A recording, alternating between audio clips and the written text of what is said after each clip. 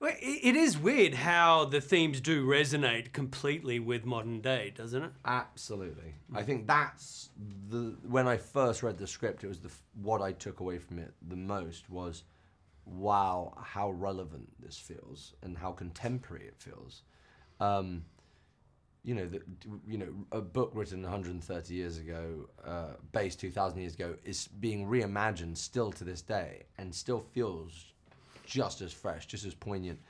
And, you know, it mirrors present day sort of the world, the turmoil we're in, politics, you know, religious wars, certain things that are happening. And it's spooky because you feel like, wow, we really haven't come that far.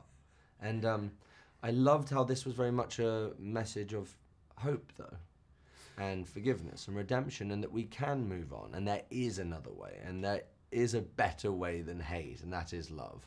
And I feel like that was just very interesting lessons for us as, you know, humans, for humanity, you know what I mean? Well, the major theme went from revenge to redemption and forgiveness. Have we become soft or have we evolved? Well, I mean, the '59 version, which is a movie I loved, and, you know, Charlton Heston's performance and what it did for cinema was such a sort of amazing thing, but it was a revenge story, purely a revenge story. We didn't want to do that, you know? We reimagined this movie. It wasn't a remake in any way. It's a very, very different approach.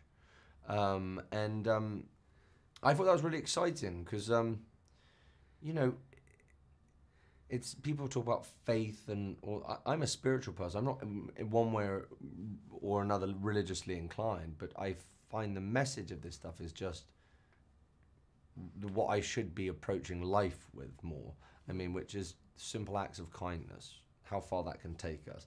The ease of how hard we think it is to let go of our anger or whatever pain that has been caused, or when we blame someone for something. But once we do let it go, there is this lightness, there is this thing that overcomes us, and we realize actually that's sort of the answer. Right. Now, the 1959 film clearly is somewhat sacrosanct. The Charlton Heston role is, you know, I don't know, it was immortal after he created it. Iconic. Right, exactly. Absolutely. So how great was your trepidation taking on the character? Well, again, if I felt like it was like a remake, I probably would have run the other way. But I read it and I realized just that this Judah was such a different Judah, and I know the Hestons, by the way. So, you know, and I'm actually Fraser Heston's old son is actually coming to the premiere on Tuesday with me. I loved that performance, but, you know, Charlton Heston came into it as a man. Like, he was a man's man. They were already, the rivalry was there. It turned into this revenge story, and Judah is not a man at the beginning of this movie. He's a lost child.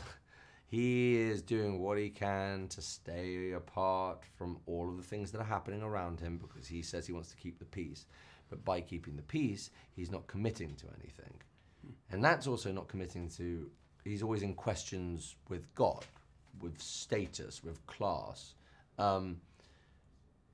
And I feel through the betrayal, he's forced into making certain decisions. And actually, that's the sort of growth. But the moment he becomes the man is the moment where he lets go of everything and forgives.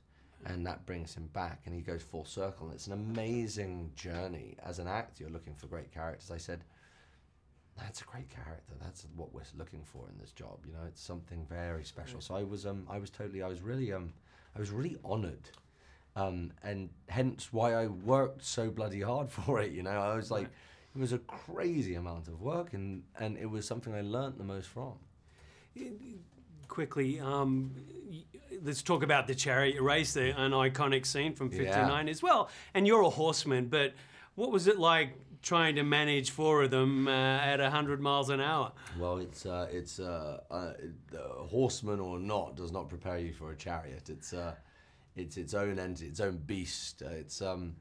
It's tough. I ain't gonna lie. It's the first time you get on one of those things, you don't think you're gonna make it. The other, you think that's it. That's my life gone. But you know, we trained so hard, and we wanted that because every time you see us up there with the horses, that's us doing it. we're not. There's not CGI. That's all us. And the only time CGI was sort of implemented was when we couldn't do something, such as the injuring of a horse or the death of a horse, or when something, building the arena and stuff that we couldn't actually physically do. But we wanted it to be completely immersive and actually really you, the audience, to experience everything.